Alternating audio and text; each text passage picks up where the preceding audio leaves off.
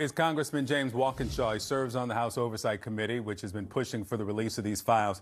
Congressman, good morning to you. I was going to start with something that Todd Blanche wrote to Congress, but I'm going to take a step back and start with those women who have been waiting for years to see something, to hear something about what the government knew about their cases. What do you hear when you listen to what they just said? It's heartbreaking to hear these women who have gone through so much and have courageously fought and fought and fought for transparency and accountability with respect to Epstein and his crimes, and to see the rug pulled out from underneath them once again by the Trump administration is heartbreaking. But Democrats in Congress, certainly myself, we're going to continue to fight to get the survivors that transparency and accountability that they deserve.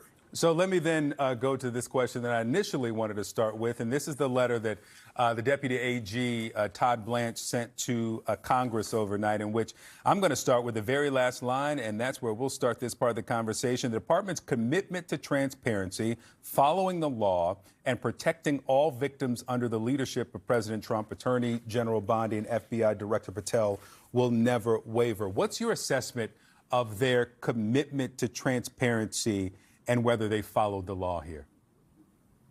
If this wasn't such a serious issue, I would laugh out loud on the air right now. This is an administration that has at every turn tried to block the release of the files.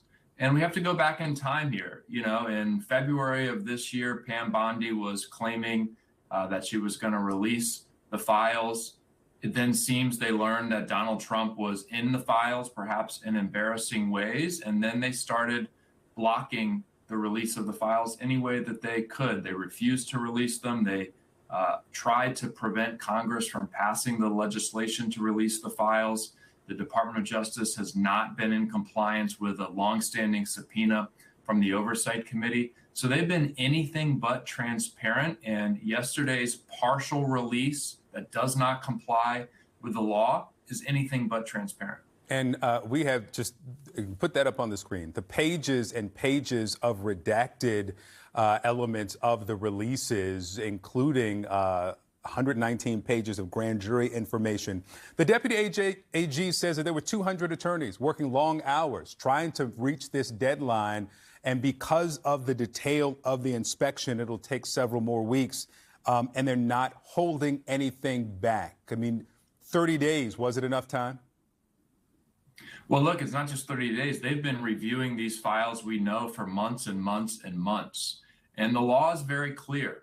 Yesterday was the deadline to release the full files, obviously with information related to survivors and victims redacted. But the law does not allow for a partial rolling release of the files on the timeline that the Trump administration or the Department of Justice deems appropriate. So they're in violation of the law right now. We're going to continue to push and push and push for the full release of the files and explanations for each redaction.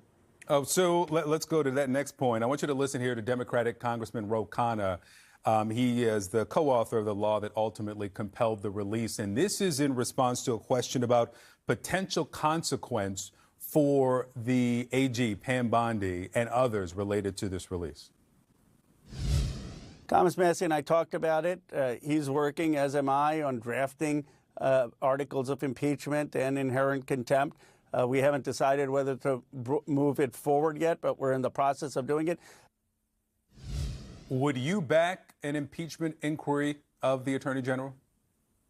Absolutely. Until and unless the files are released pursuant to the law, the Attorney General absolutely should be subject to impeachment. And I'll note, we now have in Congress a bipartisan coalition that wants transparency for these survivors, a small group of Republicans, but a group of Republicans nonetheless, who I think would also be very open to pursuing that if the law isn't followed here.